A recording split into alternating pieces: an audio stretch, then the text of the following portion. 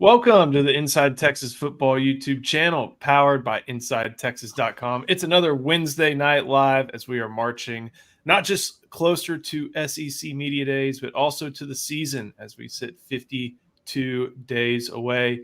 Thank you for watching. Make sure you like this video, subscribe to the channel, and if you are on podcasts, make sure you give us a 5-star rating and review. Head to InsideTexas.com. You can use the promo code IT1. Get yourself 2 months of Inside Texas Plus access for just $1. It is July 10th. That means that gets you through September 10th. And we could be talking about a 2-0 Texas team at that time coming back from the big house. So, Eric, still on Pacific time out there, but lots of good recruiting and team stuff coming down the pike here on Inside Texas the past couple of days and today even.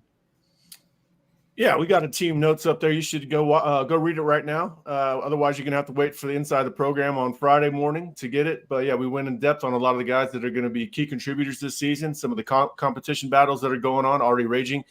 Even though the pads aren't on, off-season competition is 12 months out of the year. It never stops. A lot of competition going on, a lot of interesting storylines emerging. Cornerback is going to be interesting at field corner. Lots of little things going on. Been a good week so far inside Texas as far as inside information.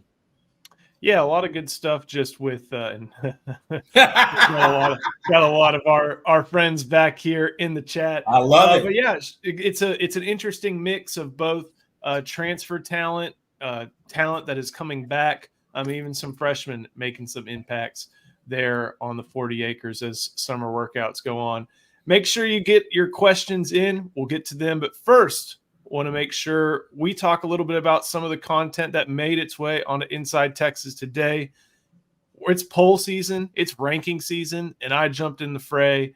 And I gave this crack at the top 10 teams in the SEC. Wrote it out over on Inside Texas and First and 10. So y'all should check that out. That's back. That'll be coming around every Wednesday during the season from this point on. But this was my guess at the top 10 teams in the SEC. Not my guess, my estimation of the top 10 teams in the SEC. And Justin, I'm curious if there's anything that stands out. I feel like everybody's pretty much in agreement on 1 and 2. 3 through 6 can be different, and 7 through 10 can be different. So kind of curious what your thoughts are on this top 10 in the SEC.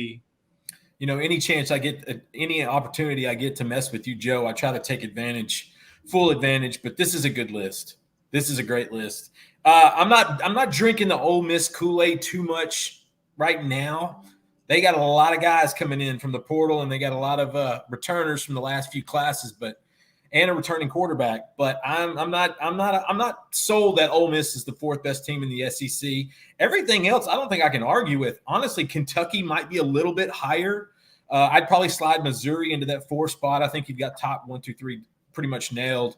You could go back and forth with Texas and Alabama as well, even though Texas has the upper hand. But Joe, I'm gonna tip my cap. I think right before we get to SEC, you've got me in SEC Media Days mode now. Because we're doing lists and we're talking about all conference teams. That's what you do in the middle of July. And so I like this list, man. I think you did well. One of the things that you're talking about with Ole Miss is all the portal aspects. And there's even a comment about it, even on Inside Texas. Somebody said like, oh, Walter Nolan has done nothing but cash checks. And, more credit to him. You can do that these days. But even Lane Kiffin has admitted that I've got a great roster, but I don't know how good my team is. Alabama is a little bit of the same way. That's a great roster, but Kalen DeBoer doesn't know what Kalen DeBoer's team's going to look like. Missouri's a little bit similar. And I feel like, maybe 6, you could basically change 6 through 9. You could flip those and, you could have a good case there. Eric, anything stand out to you from my crack at the top 10 teams in the conference? That's what I was going to say is you could flip. I think 6 through 10 you could flip and jumble it up in a bag and pull the names out of it.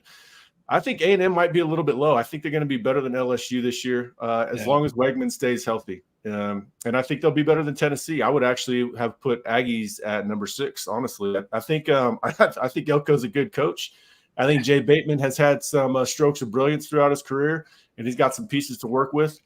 I think the Aggies have a pretty decent. I still have some defensive line talent despite losing so much defensive line talent. I would have the Aggies at number 6. I think they're going to have a pretty decent year. All dependent on Wegman. If Wegman gets hurt, then all bets are off. It's kind of been the way it's been, and LSU still has defensive problems. I think they'll be better coached, but who knows how good the players will be. None of y'all really arguing about Missouri. And Coach, I'm kind of curious about, they've been hot on the recruiting trail a little bit at Texas' expense of late, but that's a team that has an offense that's loaded with wide receiver talent and a defense that, if it can come around with some of the trench talent, will be making some waves next year.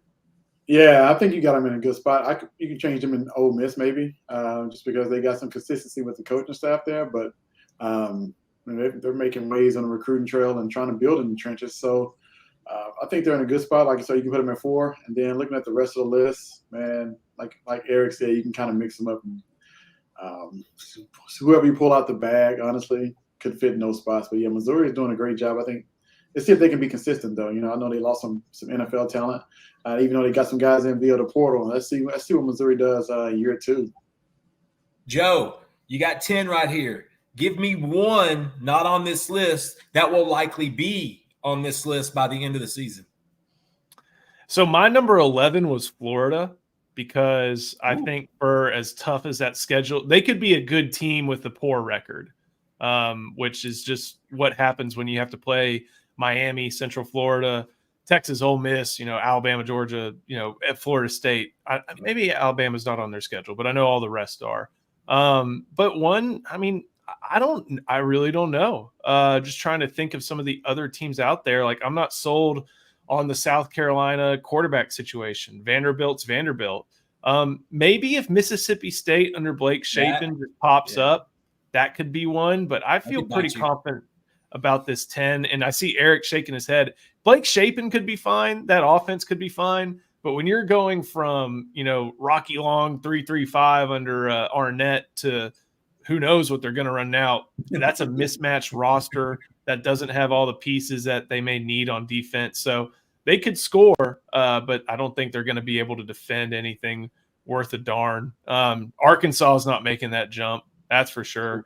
So I'm pretty happy. I think Florida. I think the real line between the next tier after Kentucky and Florida is pretty darn thick.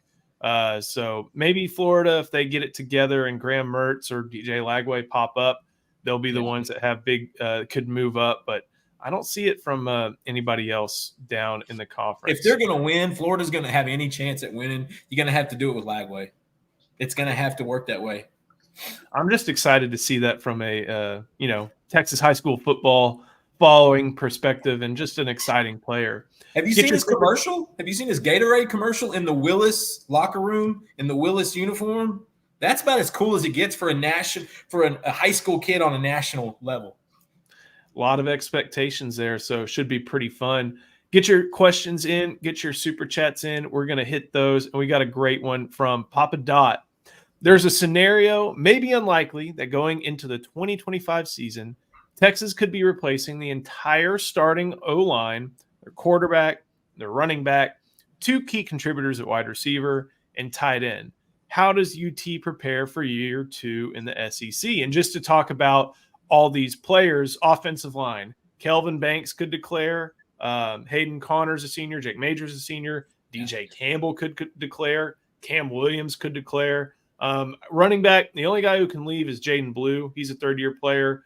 Wide receivers, that'd be Bond. That would be Golden could leave as well. Bolden could leave as well, or he's out of eligibility. Tight end would be Helm. Nyblack could leave. So that's a lot of names. That's a lot of guys that we either expect to start or expect to contribute. So, Eric, how does UT prepare for year 2 in the SEC if all those guys or a large chunk of those guys decide to leave? I mean, they're already preparing for it by getting the younger guys ready. There's going to be a lot of physically mature players that step in for those people that depart. Trevor Gooseby at left tackle will be in his 3rd year. If Cam Williams leaves for some reason, I don't think that's going to happen. You still got Brandon Baker, he'll be 2nd year, but he's an elite talent. Imagine if Kelvin Banks had a year to sit. DJ Campbell, you're going to have Cole Hudson or Neto Umeozulu will step in. I'm really not worried about it because they're going to be bringing in guys that are physically mature, have been in the system for a long time. They're not replacing them with true freshmen. They're not replacing them with kids.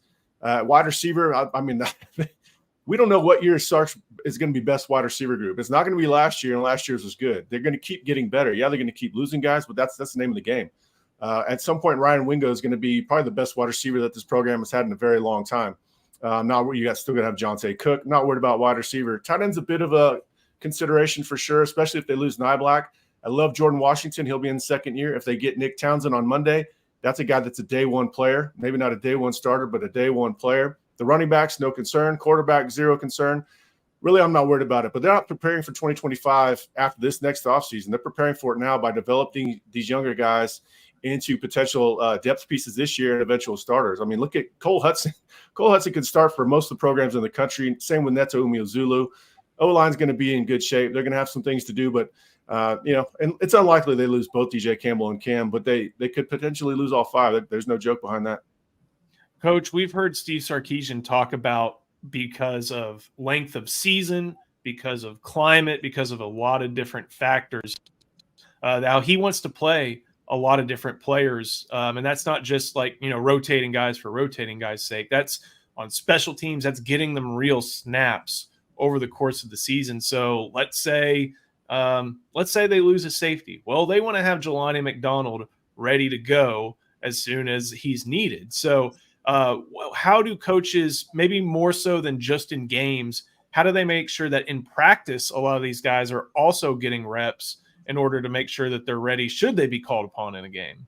Yeah, I think that's why a lot of teams or good teams, they two-spot, right? That way the second string or third string guys get just as many reps as the first team guys in practice. So they see, the scout team looks. They're not just on scout team, but they're actually going against the scout team. So they get the actual looks that they'll see in the games. Just rotating in a lot in practice. So you get a lot of game type situations while you're in practice. I think that really helps a lot of kids with as far as depth and a lot of teams be successful because you never know what's going to happen in a long season, man. You need somebody who can step in right away. If I got as many reps as a starter, I'm prepared mentally and physically, right, to go in. So I think Texas will do a lot of two-spotting during fall camp and get the depth pieces prepared for the long season. That was a big discussion at SEC spring meetings because right now I think the Texas roster, when they're at full force in mid-August, it's going to be like 125 scholarships and walk-ons all considered. Well, if you only have a roster of 90, you may not be able to two-spot like you'd like, or you may have to limit the days. So something to track in the coming years, but at least this year they'll be able to do that. We've seen that plenty. I remember even an open practice had stuff like that where they had guys on either side. So won't be that much of an issue. Justin, got a fun one for you from our buddy UT Parking. How much do I need to start donating to the Texas One Fund to help Texas win some recruits over Phil Knight's Oregon? UT Parking, as we know, they're able to collect the funds from whether it be Quinn Ewer's truck or a former wide receiver. What about a Jai Hall? A Jai Hall knows a little thing about that. So if anybody, UT Parking should know where the money at Texas is to help with that. But it's a lot of it is NIL. A lot of it really is NIL. But Oregon's recruiting because it's a strong program with a good coaching staff as well. It helps them in these exploits too, right?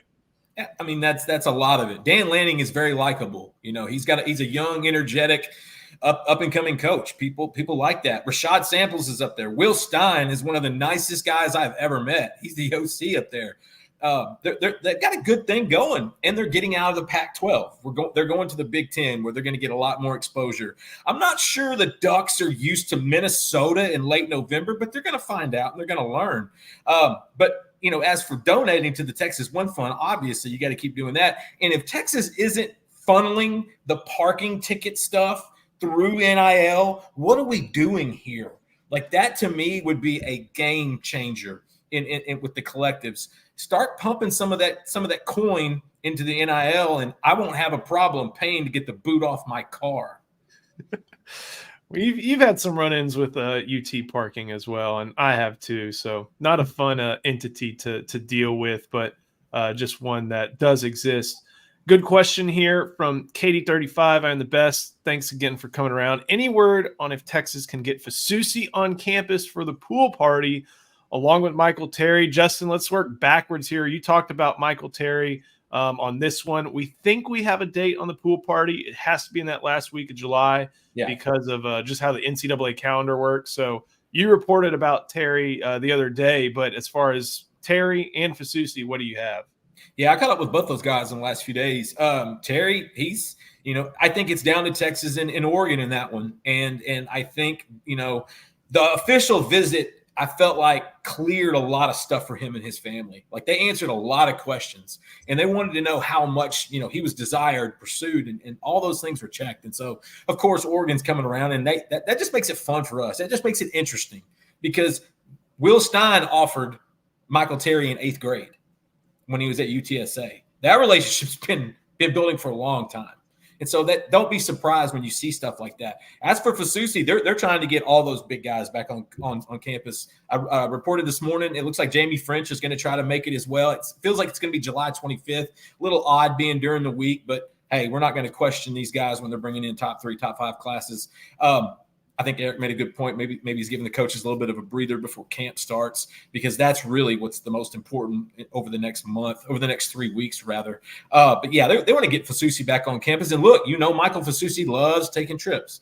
That's also close to where two-a-days start in Louisville. So I wouldn't be surprised if he might, tomorrow, Friday, he's going to have some news come out. It'll be pro Texas, and I wouldn't be surprised if he kind of rides that wave until his decision, which I could see that happening in August.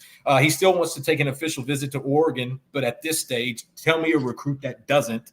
And so right now, get Fasusi back on campus. I like where they're at there, but they're still battling OU and A&M for that one. It's going to be one of those 3. And then Michael Terry, you can't overlook Oregon because they've had that long-standing relationship. But Texas is going to bring in some guys for this get-together, and don't put too much into it and don't take too much out of it. I think it's one of those, hey, we just want to see you guys before you go off to start your season and we go off to start ours.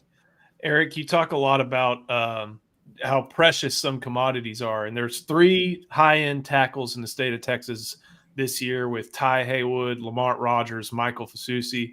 Lamont Rogers obviously off the board to Missouri. Ty Haywood looks like he may be headed to Alabama. So it's kind of interesting how all 3 schools who thought they may be getting one of those 3 in OU, Texas, and A&M are now kind of fighting over one of them in Michael Fasusi. Yeah, scarcity drives the market, and I was hoping that Ty Haywood would go to OU and that Lamont Rogers would go to A&M, and then just kind of make an easier path for Texas to get Fasusi done. But they got to win them either way, no matter what. And we'll see. I feel pretty good about it, but the Oregon interest, of course, is catching everybody's attention right now. You have to pay attention to it. You see these schools that go on a heater from time to time. A&M in 2022, Ohio State, I think in the transfer portal and who they retained this past year really caught my eye. Ole Miss went on a run as well in the portal. So you can see who's got the cash at the time. It's blatant. It's transparent. It's within the rules. I don't care. I'm not complaining. I kind of tip my cap to them. But you got to pay attention to who's got the money at the time. Right now I'm paying attention to Oregon. But just to be clear, Justin did report that Michael Terry would be at that pool party. Before we keep on going, got to give a little bit of love to our sponsor, Luxe Kitchen and Bath Remodeling. Luxe has been offering high-end kitchen and bathroom remodels for 3 generations in the greater Austin area. They have 5-star review after 5-star review, and the Better Business Bureau has given them an A+ rating. So put your faith in Luxe Kitchen and Bath's award-winning designs and skilled craftspeople to bring to life that vision for your special home.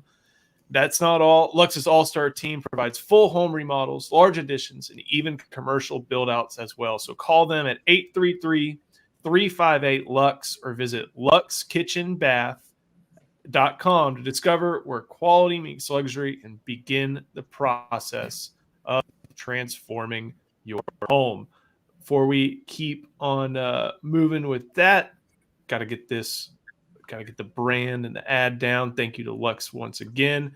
Got another super chat from Jason Hablinski. And Justin, anything to the Dallas Wilson smoke? 5-star receiver committed to Oregon out of Tampa Bay. So that's quite a flight to get from Florida to Oregon. But he tweeted out there'd be an announcement, I think at like 10 Eastern or 9 Eastern. Anything going on there? You even wrote about him on Inside Texas earlier today, and we hope people go check that out over on nITe. But what do you have on Dallas Wilson? Yeah, Dallas is the guy that, as much as we've written about wide receiver recruiting in 2025, he's the one we don't mention as much because he's been committed to Oregon for so long and because he's been so solid to him. But Texas has maintained that relationship. Chris Jackson and Wilson talk still on a regular basis. I think Texas is kind of waiting on his side to make a move. Right now, I don't think there's going to be what Texas fans want out of this smoke. I hope I'm completely wrong, and I'll own up to it if I am. But I wouldn't be surprised if it's an all-star game type deal or something of those along those lines. I think he likes the idea of playing with DeCorey and Moore now, 2 5-star receivers up in Eugene.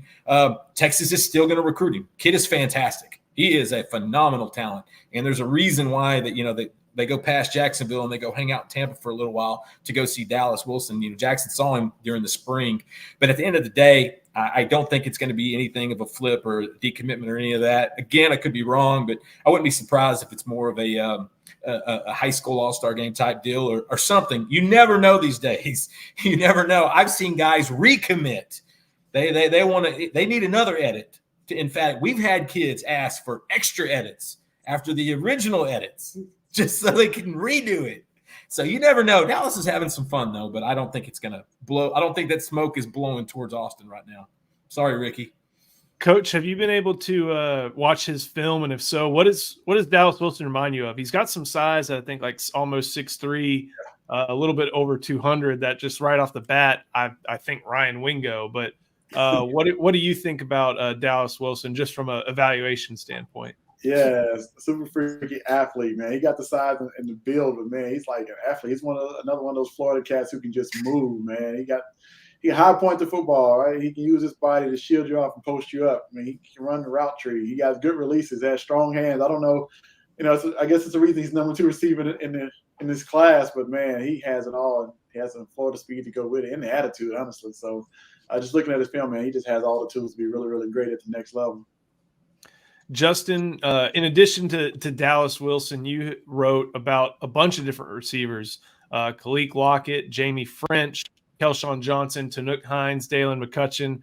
Kind of funny, right after you wrote about Tanook Hines and where his recruitment is heading, Steve Wiltfong chimed in with an RPM over on On3, him about Hines heading to USC, a place where he's been coveted for a long time. But what are some of the big takeaways on your wide receiver piece? And maybe that kind of plays into just a dude's question.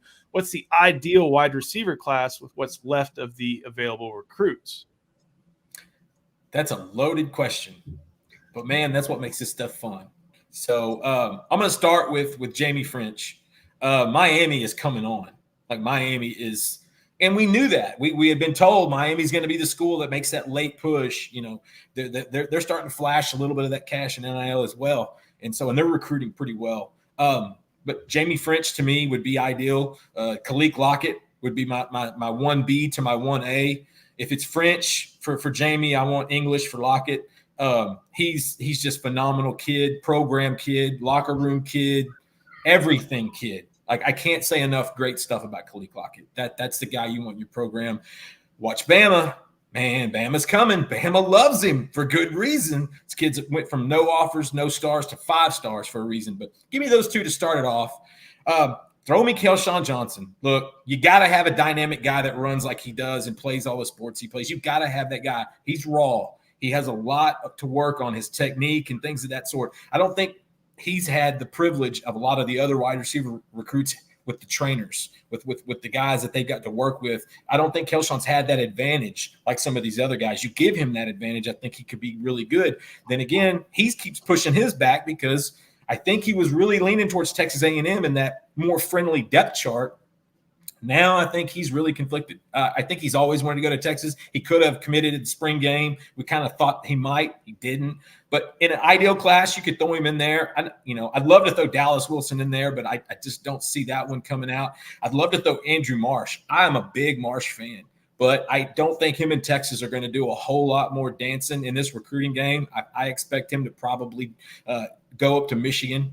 sometime in October, November, like right as today. I think Michigan would be there for Marsh. And then you got Taz Williams. That's a guy that Texas kind of disconnected from as well. He's got an announcement coming. And so with Dalen McCutcheon looking at Florida State and Ohio State, you got Tanook Hines with USC.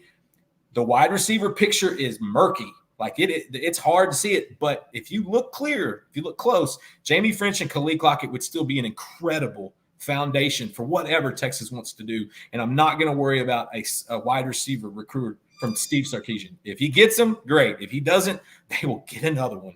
He has shown the penchant to do that. And so it's a great question. I think it's going to be one of the most asked in the next 6 months at InsideTexas.com. And that's why you got to come see us, because we love talking about this stuff and come talking about the intel from receiver stuff this morning. I think one of the things that stood out to me from my talking to French right after his official visit is somebody asked him, that last week of July is when people can take visits. If you're going to take a visit, have you decided yet? And he said something along the lines of, if I'm going to take one, it would probably be to here. So that to me says a lot about where French Texas is situated with him, but still a good ways to go with that one up until August. So Eric, at least from like an evaluation standpoint, I'm going to throw two your way, and I think these are pretty fun. When you look at Kelshawn Johnson, he's got Lloyd Jones there, Texas Tech commit, big arm, very athletic. Those are probably the two best players in their district. And I don't know Hitchcock's district off the top of my head, but thinking about a 4A district and two Power 5 players in the top 300 of the recruiting rankings, that's a difference maker. So does that impact how you ever think about Kelshawn, if it's just big arm guy, throw the fast guy, or what do you see on his film that may tell you that he's more than just a burner and a guy who runs a 10-5? He can be a complete receiver in Sark's offense.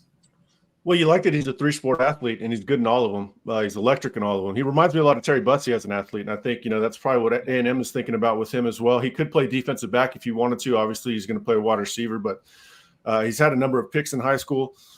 He's just an explosive athlete. It's not surprising that Sark likes him as the outside guy that can take the top off. Sark would probably see him somewhat as how he's going to use Silas Bolden this year. The guys are not huge necessarily, but they've got speed to separate.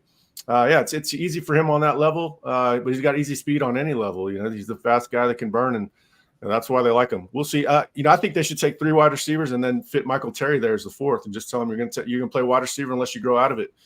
Try to get Jamie French and Lockett. Save that third spot if you don't get Jonathan Hines or McCutcheon in this next run, like it doesn't look like they will. Keep some dry powder for down the road. Get Michael Terry in if you can. Tell him he's a wide receiver, and play the long game. Jeremiah Briscoe, I'm in a great mood, dude. Yeah, hold on. Let me talk to Jeremiah real quick. Dude, this is how I am when I'm on camera. I'm in Lake Tahoe. I'm in a great mood. You had a rough week last week. I did not have a rough week. I'm with family and friends barbecuing for 5 days straight. I'm in a great mood. This is just how I am on camera. All right. Oh man, that's awesome. I like this one. I still don't have a console. I still have my old 360 and my old NCAA 2014 that might get retired depending on if I get a console. But we did see some player ratings come out today. Always great to drive some conversation. The top 100 players were released, and two Longhorns made the list. One was Quinn Ewers, and the other was Kelvin Banks. Coach, you and Homer recorded a video and released a video today just kind of showing what Kelvin Banks is able to do on the field and what makes him a future first-round pick. Don't know what Phil Steele was seeing in calling him a guard, but what you saw Kelvin Banks ranked, I think, as the 13th best player in the video game. That seems about right to me. Does that stack up to what you saw? Nah, he got to be over Will Campbell. I'm sorry. No, but I know everybody probably go back and forth with that one. But yeah, man, I saw him the second best, I guess, offensive lineman under Will Campbell. But I mean, he should be ranked higher than that. I give him that because dude is talented and going through. It was fun watching this film, man. It's all the things he does on the field, man. Sark uses him a lot, and in the screen game, just watching this guy down block, skip pull, get to his spots, man. He can run for a big guy, and cut off the backside linebacker. Just that's very rare. Most people can't do that. So he's so athletic, but he comes to balance every single time, gets the perfect form and technique before he blocks the guy. Just, yeah, man, up my dude's ranking. I don't know. I can't wait throughout the season to see how the rankings go up, through the season to see how he plays, because I'm sure that I'm definitely going to go up. Also see Quinn there, number 27. Justin, that 81 speed. People forget that Quinn's got some athleticism and had 5 touchdown runs this past year. 81, I think, was right around where I guessed, and I think EA Sports got it right there. He's deceptively fast. I think, what did he run, like a 4.5, 4.6 when he went to camp at Ohio State as an 8th grader, freshman, something like that. That was the rumor, or what was it? Obviously not true, but he's a deceptive athlete.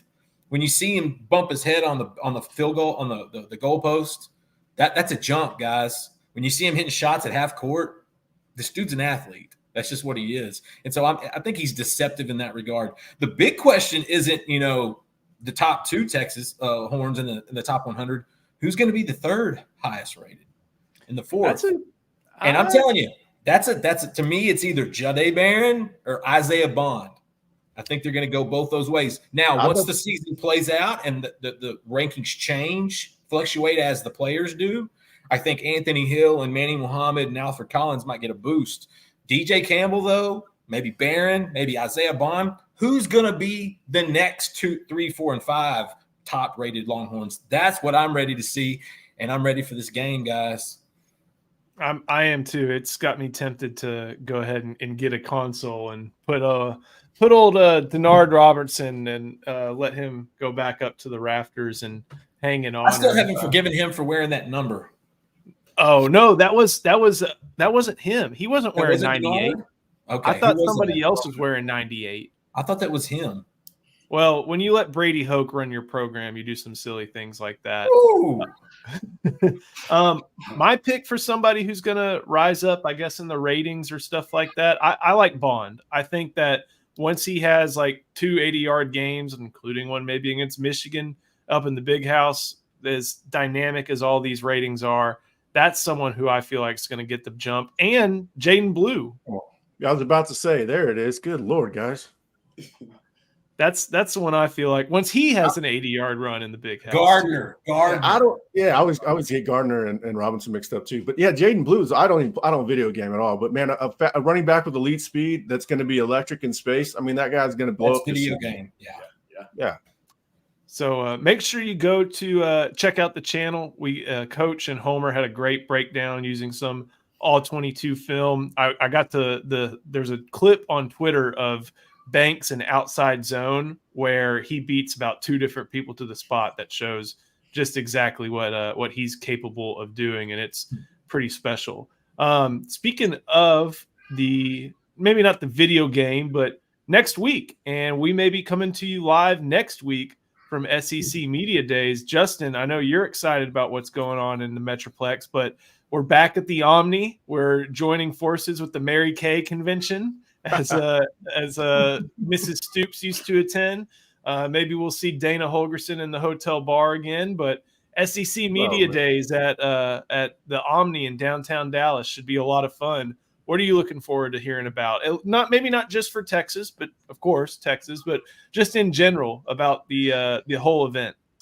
I want to just soak in the whole event. We're so used to going to the Big 12 Media Days, and I'm watching all that coverage this week, and I kept saying to myself, yeah, that couldn't be me. No, we're waiting for the SEC next week. And it's funny that it's in Dallas, because I was really wanting to go to Atlanta, like we got talking about, or somewhere else where they were going to have it, and they're like, well, let's go ahead and bring it to Dallas, since it's basically the closest to 2 of the new SEC guys, Texas and Oklahoma. I just want to kind of see the lay of the land. I know they run things on a different schedule, on a different wavelength. They have it more organized. They have so much stuff to do, so many festivities. Like I'm looking forward to talking to a lot of the other players who were recruited by Texas. Like there's guys there that we're very familiar with. I can't wait to see Landon Jackson.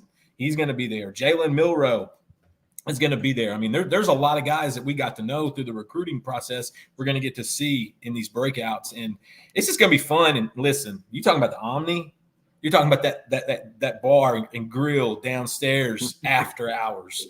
I have met a lot of people and seen a lot of things non-media wise in that place. And so that's always, always fun. And we always figure out to have fun because Ian's going to ask people questions that's going to freak coaches out because he knows what he's talking about. And coaches are paranoid by nature. But Eric's going to bump into some old buddies and some IT guys, probably have a happy hour by himself. And then Coach, we don't know what Coach is up to. I'm just looking forward to it. Ian's finally back home. And I think that's big because he always joins us at these media days. And so I know Eric's happy saving the buck on that flight. I'm just ready, Joe. I think it's exciting. It's a new conference, new day, it's new territory. Let's dig in and let's get crazy. Let's have fun. It's funny how fatigued you can get at Jerry World with all that stuff on, just being on the field and going back and forth and back and forth. I'm excited to hear maybe a little bit of like are you ready for Texas? Is Texas ready? That storyline. But I'm also excited to hear a little bit more from Steve Sarkisian just about how summer workouts have gone. I think the last time the media got to talk to him, Eric, was probably when we were there in early May in Houston at the Touchdown Club. Yeah. I don't think he's really talked about workouts. I think I can't remember when the Josh Pate interview was, one during the summer. I know Joel Klatt didn't really hit on it during his time with Sark. So I want to hear who has impressed Sark, and then maybe his ideas on, what some of the battles could be. I think, left guard is one, field corner is one, defensive tackle, how that shakes out. That's what I'm excited to see. Are there any more Longhorn storylines or maybe even SEC storylines that you're interested in hearing out of Dallas? Well, I like to see hear what the players say about their teammates. There's only 3 guys going, but there's a whole lot of guys that we'll have interest in and that are worth asking about. And they're usually, the guys they mention, they're dead on. They're going to be, they're going to be complimentary of them. And that usually bears out to be true. We know a lot of what's going on behind the scenes. If you're waiting for Steve Sarkisian to tell you what's going on with the team, you've waited a long time. Just go to Inside Texas. We'll tell you what's going on there. But the players are fairly candid about who's impressing. They like to talk about the freshmen that have caught their eye. That always stands out to me because that usually bears out true. Nothing, those guys know what a true baller looks like. They're one themselves. It takes one to know one sort of thing. So ask Kelvin Banks, what does Brandon Baker look like? And you're probably going to get a really good answer. I kind of like this one too. Wonder why Sorrell wasn't one of the guys. Sorrell's good with media. He's a team leader, but there are only 3. That's the thing. I mean, I think Texas one year sent like 5 to Big 12 media day. Are other teams taking 4? No, I think it's 3 just across the board. Okay, all right, yeah, because that was surprising to me because Sorrell is definitely deserving. Jake Majors would be deserving, other than they're taking Kelvin Banks as an offensive lineman. But Sorrell probably would have been number 4. So CD Gould's right on point there. Joe? Have I already told you my question for Quinn Ewers? No. I got one big question for Quinn Ewers. How did it feel? What was his impression of the Sugar Bowl press conference last year? Oh, the whole looking back and seeing Arch and all that. I know what his answer is going to be. He freaking loved it. I can guarantee you he ate that up, and he picked on Arch about it afterwards. And so anytime he can deflect, I think he will. But no, that's going to be my thing for Quinn because that photo, I can't forget that photo. And everybody wanted to feel sorry for him. It's like, guys, y'all made his day. He does not want to go through this media crap. You mentioned something pretty interesting about Lance Jackson. That's a player who Texas recruited. I'm pretty sure Alabama, at least, Jeff Banks probably gave him a couple phone calls at the time. I can't remember what it was with the portal when he left LSU for Arkansas. But I am really curious just to hear him talk about watching Lance's recruitment and what he thinks about Lance as a player, Justin. That is going to be some fun things to watch. You're giving away good stuff, Joe. You need to stop. I'm previewing it. I'm telling people where they need to head to. That's right. That's good stuff. I can't wait to see Landon. He got married 2 months ago, and Coach Gibson was the guy that did the wedding. And so I've stayed in touch with Landon. I can't wait. That's a great question. I can't wait to see some of these guys. I had a list of some other ones. Jalen Milroe was another one. I was hoping Jamarian Miller would come, but he'll probably do it next year. There's a handful of guys that we got really familiar with and get to catch up with. trying to look through Kentucky's Deion Walker. That's a guy I want to, be able to size up. And no, I don't mean like size up because he probably outweighs me by 150 pounds, but I want to see what he's about. Harold Perkins, man, I'm in LSU's an interesting team because just are they going to use him in a way that works? They haven't been able to do that quite yet. Wasn't Perkins the first year of NIL or second? He was a 2022 guy because he was nobody did it better than Harold Perkins. I can't wait to bow at his feet. That guy is the NIL king, and I hope one day he tells his entire story of his recruitment because it's good stuff. The other funny one, maybe not funny, is Shamar Turner. Coach, did you ever interact with Shamar Turner that much? And I'm curious to hear what he thinks about his former teammate and Byron Murphy, and maybe what he thinks about Texas. Yeah, I had actually had a chance to catch up with him a few weeks ago. He was at the trench camp here in DFW. Still comes home to train with Brandon Tucker, who trains Byron Murphy. So it was good just to kind of catch up with him, just talk to him about going into his last year. Byron been going earlier and being drafted a year before him, but he's happy for him. That's his brother. That's what he calls him. So it's exciting to see because he's welcoming Texas to the SEC. He said he can't wait to play against them. He's already started with the trash talking, so I can't wait. Hey, Byron beat him to the NFL. I don't think a lot of maybe we expected that, but I'm not sure. Was Byron at the media days last year? Yes, I'm pretty sure. I think he was too. And that means he beat him to a media days as well. Shamar was the 5-star. Byron was the 3-star. Byron's barely still 20 years old. That is wild. He is still 20 years old. All right. Get out of here on this one. Great question from Blake. How many projected starters were once committed elsewhere, including portal guys? Well, portal guys were portal guys. Of course, they went elsewhere. But he's thinking also when they were recruits. Yeah, I got my handy-dandy Phil Steele, and it's a good baseline. Quinn Ewers, he committed elsewhere, portal guy. That was a flip. CJ Baxter, Florida State guy. Silas Bolden. Kelvin Banks, Oklahoma State. Kelvin Banks was Oklahoma State. Cameron Williams. Kelvin Banks was Oklahoma State, then Oregon. But, I'm going to have to teach my guys what a rhetorical question is. We'll talk about what a rhetorical question is after the show. I don't think he was actually asking for a number here, but we got some good. This is going. Good stuff. It's fun. It's fun. All right, Cam Williams, Kelvin Banks, Ethan Burke, Lip, Michigan, Anthony Hill, Jade Barron, Baylor, and I think that's it. Just kind of looking at this. Michael Taft, Rice University. Who else? Jelani McDonald, Oklahoma State. Gilbo in there. Gilbo, TCU, Texas. Warren Roberson on the 2 deep. He was TCU. Yeah. So there's a lot, just to say the least. You can go over. I mean, I think Isaiah Bond also decommitted during his recruitment like 4 or 5 years ago. Yeah, and I don't think Neto ever was officially. Bostic, they flipped from OU. Yeah, Neto was never officially a Baylor commit, but there was a back and forth towards the end. Byron Murphy was a Baylor commit. Yeah, just last year, Wardell Mack, Wardell Mack, Xavier Filsaime, 2 from Florida. I mean, it's commonplace. Anybody worrying about where recruiting is going? Outside, I understand defensive tackle. Everything else is going to be perfectly fine. Defensive tackle will probably be perfectly fine too. And that shows, as we've reiterated on Inside Texas a ton, that they go after their top guys and they don't pivot until they need to. You shouldn't pivot from Inside Texas, so head to InsideTexas.com, use the promo code IT1, get yourself 2 months of access for just $1. That'll get you through September 10th. That'll get you maybe through a 2-0 start, but it'll for sure get you through a second game. Like our video, subscribe to the channel, help us get to 8,000. We're gonna have a ton of great stuff at Media Days. We will be on Radio Row in the middle of it, so we'll have great interviews with players from all over the country, Texas players, hopefully Steve Sarkisian as well. So stay tuned to this channel.